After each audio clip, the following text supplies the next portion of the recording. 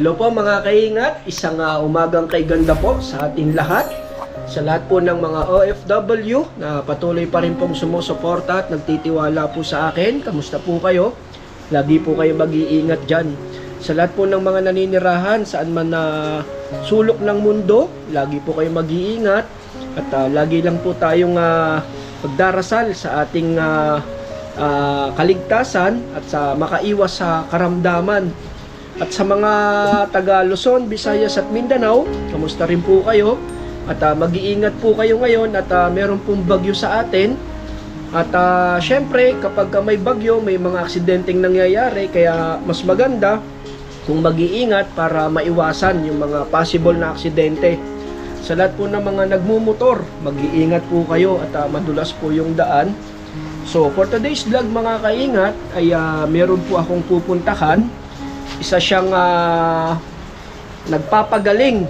Actually, ano siya, brain tumor patient. So, naoperahan po siya nung 2017. So, until now, ay nagpapagaling po siya. At sa awa ng Diyos, meron po sa atin na nagpaabot ulit ng pagmamahal at malasakit. Kaya maraming salamat po dahil po sa akin, ako po yung nagiging tulay para mapaabot po yung tulong nyo sa taong dapat nating tulungan. So mga kaingat, nagpapatila lang po ako ng ulan kasi medyo malakas. Yan po mga kaingat to.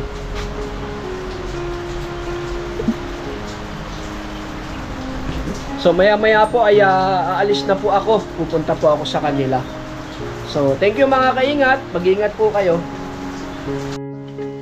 Well, mga kaingat, nandito na ako sa bahay ni Ate Weng at buti na lang at malakas ang ulan pero nagpayong na lang ako. Ayan. So pasok na ako mga kaingat, puntahan natin kung ano yung ginagawa ni Ate Weng. Yung mga aso niya oh. Ate Weng? So pasok na tayo.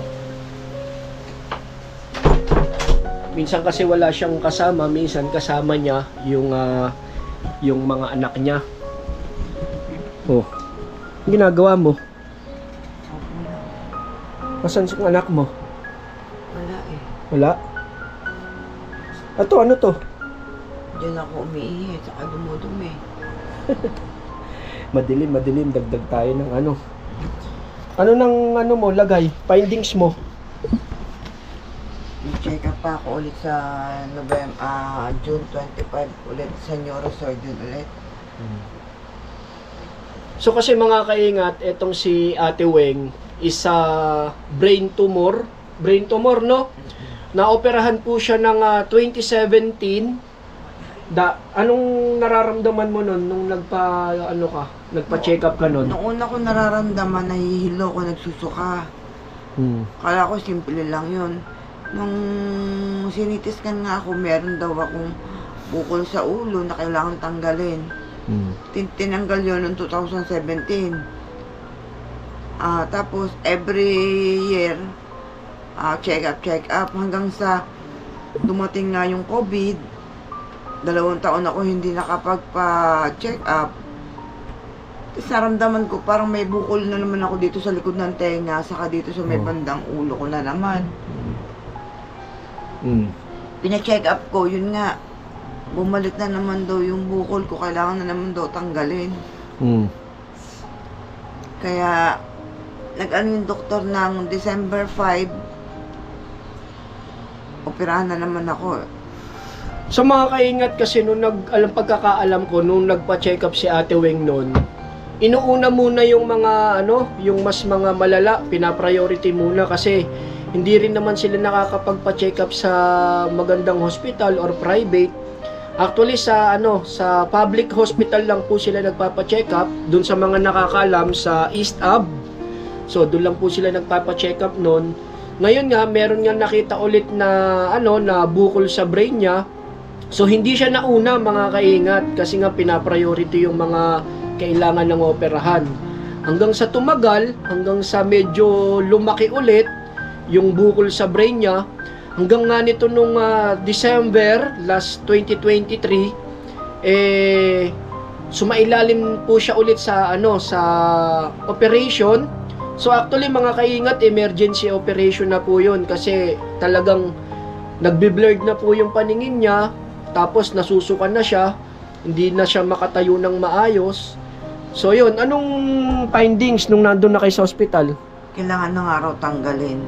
Kaya nag-emergency ako na operahan ako noong December 5 kagad. December 5. Tapos kailan ka nakauwi nun? Tagal ako sa ospital, 1 buwan kalahati. Parang February na ako nakalabas. Hindi yata dito ko na yata nagpasko February na nga ako nakalabas no, wala ako nung Pasko. February na ba? So ano ba yung mga ginagawa mo nun? Yung mga kinakain mo, yung mga ginagawa mo sa lifestyle mo, ano ba yung mga ginagawa mo nun bago ka magkaganyan? Wala naman tinanong ko rin yung doktor saan nakukuha yung mga ganito. Hindi rin naman daw may paliwanag ng doktor kung saan nakukuha yung mga ganyan bukol na lumalabas. Kasi sa lahi naman namin, wala naman kaming ganyan. Hindi ko rin alam kung saan nangyari, bakit nangyari, nagkaroon ako ng bukol sa ulo. Ngayon nga may tubig pa siya ngayon dyan Sabi nga ng doktor, dapat bago ako lumabas, uoperahan nila ako ulit, lalagyan daw nila ako ng hose para ilabas ko yung tubig sa ulo ko o sa spinal ko padaanin. Kaso natakot na ako kasi nga yung nung second operation ko, noong December, yung kalahating katawan ko na paralyzed. Hindi ko talaga kaya maigalaw. Talagang sobrang hirap ng pinagdaanan ko. Dumaan na ako sa 50-50. Nagsabi na yung doktor na kinausap na po yung husband ko, yung anak ko na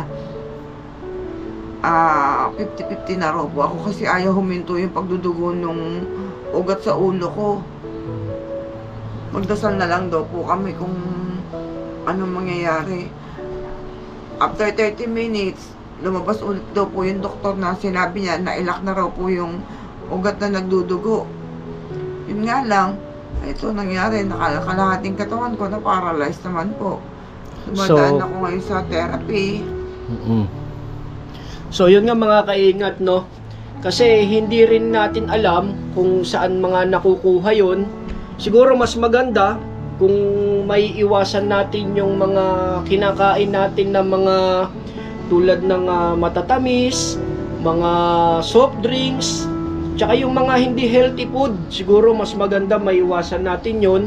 Kasi alam naman natin na hanggat wala tayong nararamdaman, patuloy lang tayo sa pagkain na hindi natin alam na apektuhan na yung health natin. Kaya dun sa mga taong hindi naman sa sinasabi kung huwag kayong kumain, para lang maiwasan, kasi syempre tayo kapag sasabihin natin kaya pa natin kumain yan, kain lang tayo ng kain, pero yung magiging kalalabasan, so talagang magsasuffer tayo. So tulad nga nung ni Ate Weng na brain tumor, so yun, hindi niya rin alam, sabi rin ng doktor, hindi alam kung saan nakukuha yun, bigla na lang nagkaroon ng bukol sa brain niya.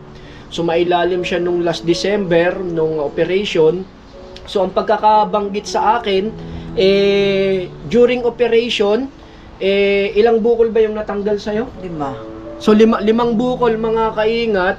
So pero yung ibang bukol medyo na siya, danger siyang operahan kasi yung ugat isa talagang possible na madugo. Kaya nung time na operation niya, merong isang ugat na natanggalan ng bukol na yun nga, sinabi nga ni Ate Weng na yung pagdurugo ng brain, na isara na po kasi mga kaingat, hindi kasi siya pwede magtagal na naka-open. Alam naman natin yon kapag brain yung ginagalaw. So, habang yung brain, nung naoperahan po siya, yung ugat ng isang brain niya, isa parang may pumapatak-patak na dugo. Hindi siya yung mapaampat, yung mapatigil. So, syempre, alam naman natin, buti nga yun, lumalabas yung dugo. Hindi siya blood clot ba tawag doon? So, minomonitor siya ng mga doktor na yun nga, sinabi nga sa family niya na 50-50, na magdasal na lang din sila dahil sa kalagayan ni Ate Wing nga medyo danger kasi pag ginagalaw yung brain natin. So ngayon nga mga kaingat at ito na si Ate Wing na medyo malakas na. Kaso nga lang mga kaingat yung kaliwang kamay. Kaliwa, hindi Yan. ko na wala nang siyang pakiramdam ngayon kasi dumadaan pa po ako sa therapy ngayon. Hindi pa rin po ako nakakalakad mag-isa. Yung paa mo.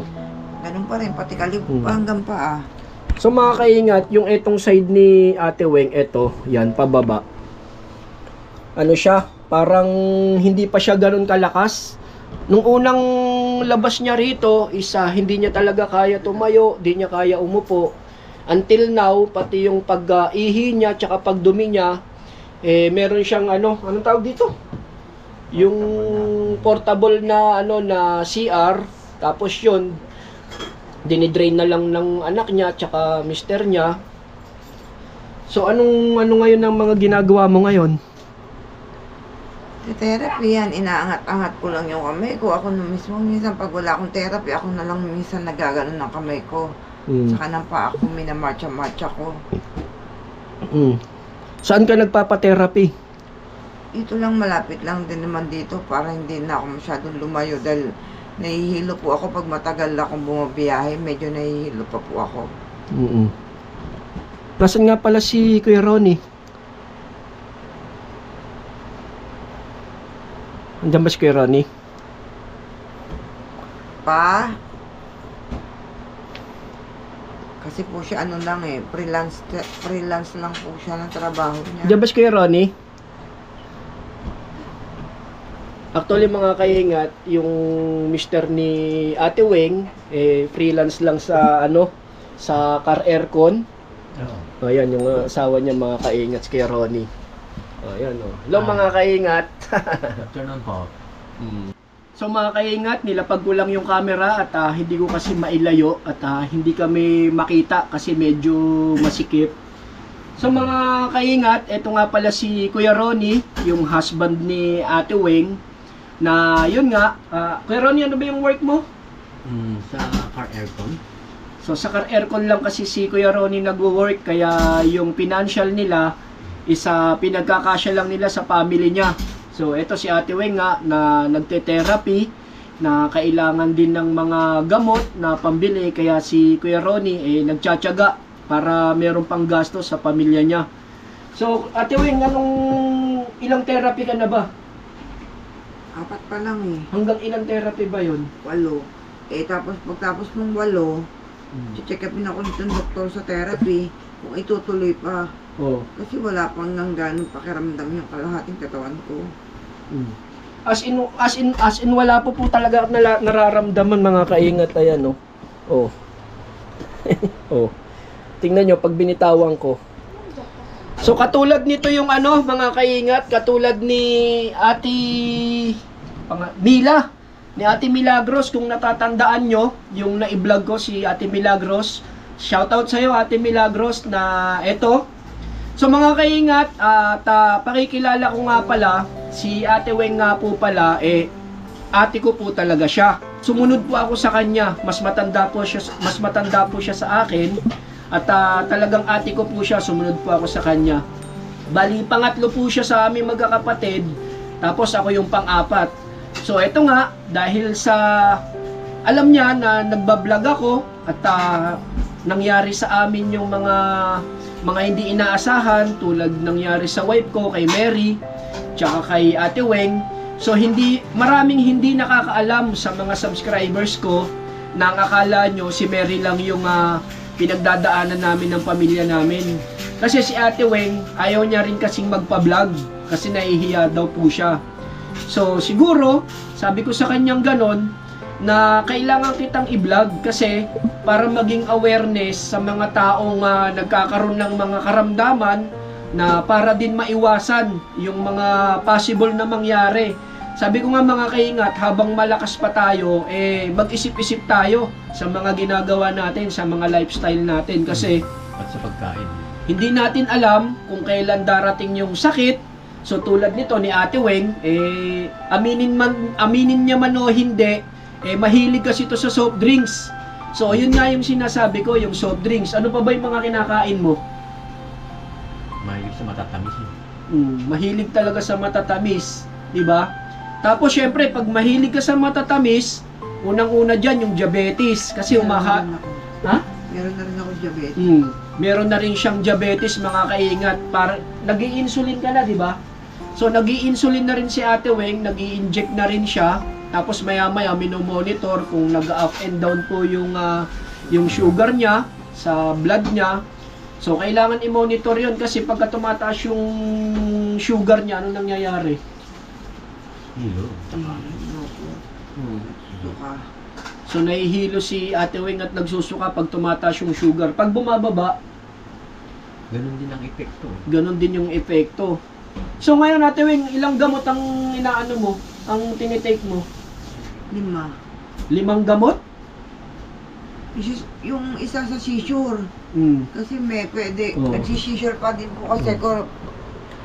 Sa seizure po yung isa, tapos Oo. yung isa sa cholesterol, Oh. sa diabetes. So kapag nagtitake ka nun, anong nararamdaman mo na? Antukin na lang ako para hindi mawala na yung hilo ko. Ikaw kay Ronnie, paano yung pagtrabaho mo kung walang kasama si Ate Weng? May time na pagka halimbawa walang magbabantay sa kanya, ako yung nagbabantay talaga. Pero pagka meron namang titingin sa kanya, minsan kung may tanggap ako, nakakapagtrabaho din. Ako nga ng kahit papaano kumikita eh. Kasi sa ngayon talaga kailangan magtulungan kami dahil mahirap ang mamuhay ngayon. Lalo sa panahon na ito. So yun nga mga kaingat at si Kuya Ronnie senior na din, mas matanda kasi si Kuya Ronnie sa ate ko. So yun nga na masyado kasing workaholic kasi si Kuya Ronnie. Ilang taon ka na Kuya Ronnie? 60 ko lang last September. Kaya senior na rin ako. And then medyo meron na rin akong maintenance ngayon dahil nagkaroon ako ng sakit din na prostate. Pero mild lang naman. At kaya sa ngayon, kaya pa rin naman ng trabaho. Mga kaingat, Ayun na, may sasabihin si Ate Weng. O ano yung Ate Weng? mga kaingat, kung kaya ko, yung mga kagaya kong ganito nangyari sa akin, kung kaya ko, kaya nyo din po yun. Kasi ako kaya ko po, laban lang, kaya natin yan. So siguro umiiyak si Ate Weng dahil sa tears of joy. Kasi nakayanan niya yung mga sa dami ng pinagdaanan. Talagang sa hirap ng pinagdaanan namin. Ito na kami ngayon. Bumabangon na kami. Sana magtuloy-tuloy din yung pagbangon namin. Talagang dapat sa mga tulad namin na nagkaroon ng ganitong karamdaman, sana kayo mag-ingat din kayo na kung ano man yung mga mali na dapat hindi ginagawa, tulad nga yung mga pagkain na bawal, huwag nyo aabusuhin yung katawan, palagi kayong magpapahinga o matutulog ng maaga, ingat-ingat nang sa gayon hindi kayo matulad sa kanya.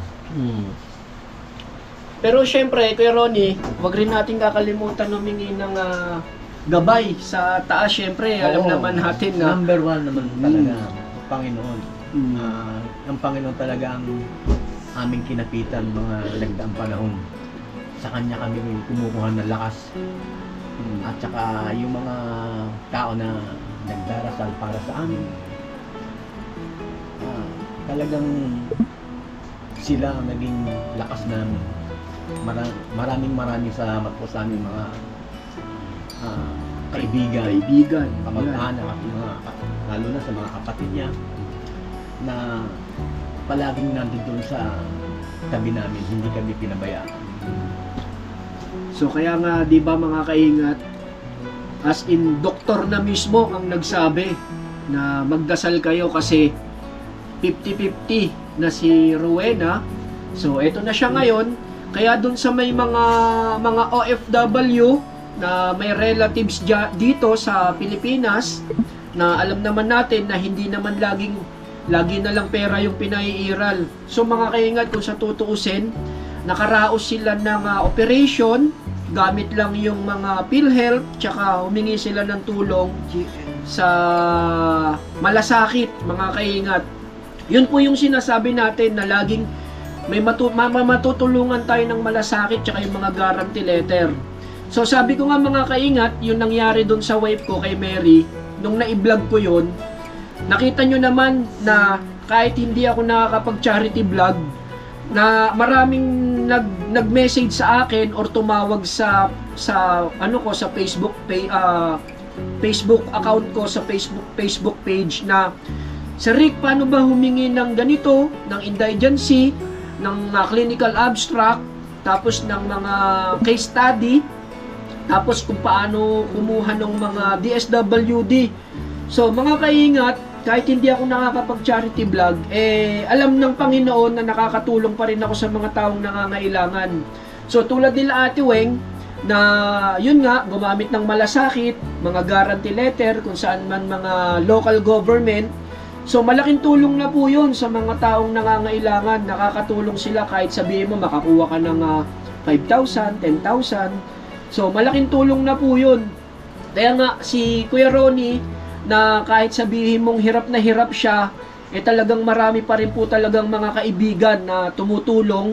Sabi ko nga di baling wala kang pera, basta marami kang kaibigan, yung tunay na kaibigan. Kasi yun talaga ang tutulong sa'yo, mga kaingat. Di ba? So, yun nga, dahil nga pinuntahan ko si Ate Weng, at nagkaroon ako ng oras na puntahan, at pumayag na rin siyang mag-vlog para masabi sa mga kaingat or sa mga subscribers ko. Kasi nahihiya siya dati. Na kinahihiyaan niya na kung ano yung itsura niya. Sabi ko, Tiweng, sabihin natin sa vlog mo na ganyan ang nagiging sitwasyon kapag hindi kayo nag-iingat sa mga kinakain natin. Para ma-inspire yung mga tao na talagang kahit mabigat yung pinagdaanan niya, laban lang. Ngayon, ito na. Talagang diba? survive siya. Kasi kung makikita nyo, sa itsura niya nun, talagang wala na. As in, talagang nakaratay na lang sa higaan. So, yun. Laban lang tayo palagi, mga kaingat. At huwag tayong mawawalan ng pag-asa. Kasi ang nakakaalam lang naman talaga sa lahat ng karamdaman natin ay yung Panginoon. Siya lang ang tanging nakakaalam kung kailan niya tayo kukuhain. Tama. Di ba, mga kaingat? Di ba, Tiweng? Tama po yun. Dasal lang po talaga pinahawakan ko. So, ng mga kaibigan namin. So, dahil nga ito mga kaingat, at ginamit na naman ako ng Panginoon na magpaabot na naman ng tulong galing sa mga nagmamalasakit sa akin, at alam ko naman na patuloy pa rin niyo po akong pinagkakatiwalaan sa larangan ng pagtulong.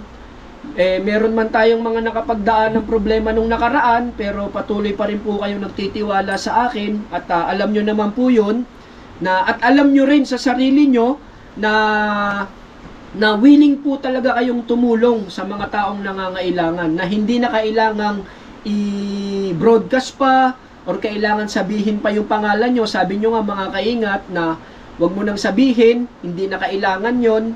Ang importante, nakakatulong po sila, nakakatulong din po ako sa pamamagitan nila, napapaabot po yung tulong nila. So ito mga kaingat, at nagbigay po sila ng tulong sa Ate Weng ko. Thank you very much sa kay Miss Anonymous na ayaw rin ulit magpapangalan, dahil nga hindi naman daw importante sa kanya kung ano yung pangalan niya. Ang mahalaga is nakakatulong siya nang walang hinihinging kapalit. So, maano na po yun, masaya na po siya sa pagtulong. Basta makita niya lang na yung pinaghihirapan niya, makatulong sa ibang tao. So, ito, Tiweng, may tumulong sa kanya. O, ito. Sabi ko sa iyo, mabait ang Panginoon kahit kailan, mga kaingat, kahit kay Mary, na alam naman namin na hindi ko na rin masyadong kaya lahat ng financial namin, pero mabait pa rin talaga ang Panginoon, gumagawa pa rin po talaga ng paraan. Kaya sabi ko nga mga kaingat, wag pa tayong bibitaw, di ba? Oh, Toteweng. 1, 2, 2, 3, 4, 5. Ito mga kaingat, 5,000. Galing yan kay Miss Anonymous. Marami pong salamat sa Okay na, dali. Bigay po Sasalita sa si akin Ate ito. Wing. Masaya na. pandagdag ka po itong pan-therapy para tuluyan na po akong makalakad.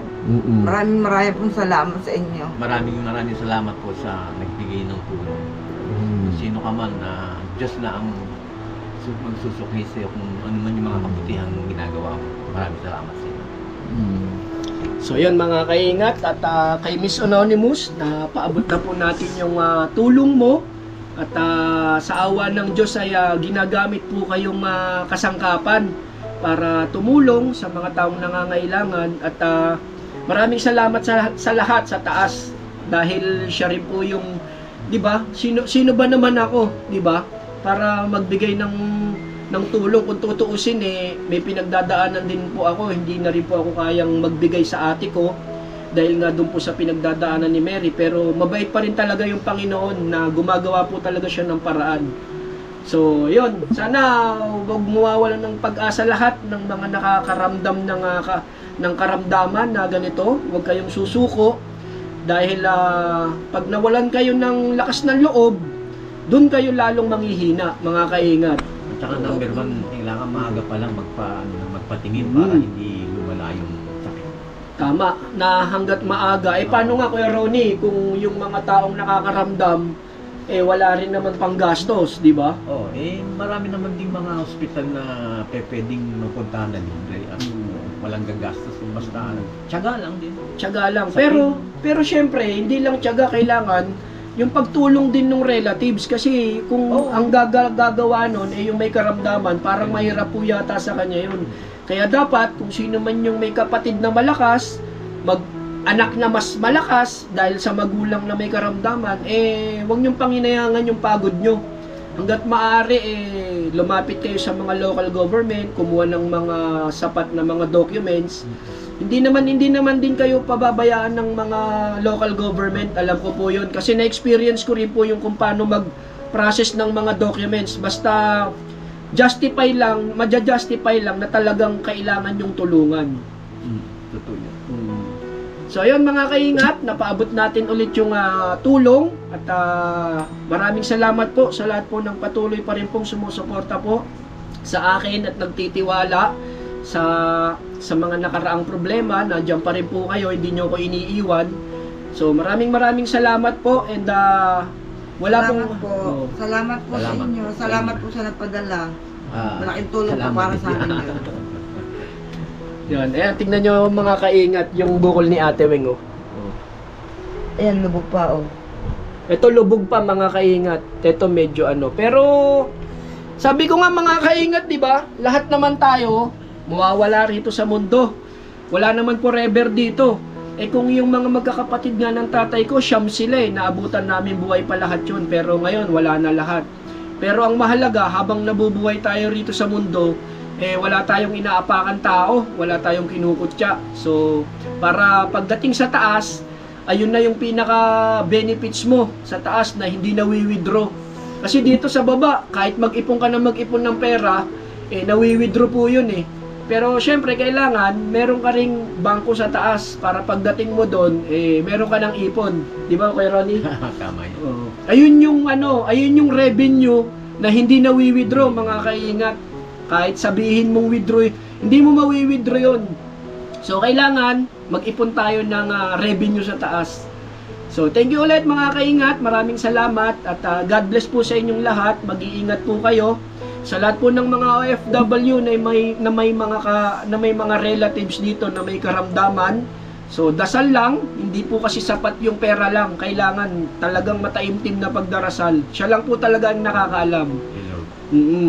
So lagi po kayong mag-iingat at dito sa Luzon, Visayas at Mindanao, mag-iingat po kayo at may bagyo po sa atin.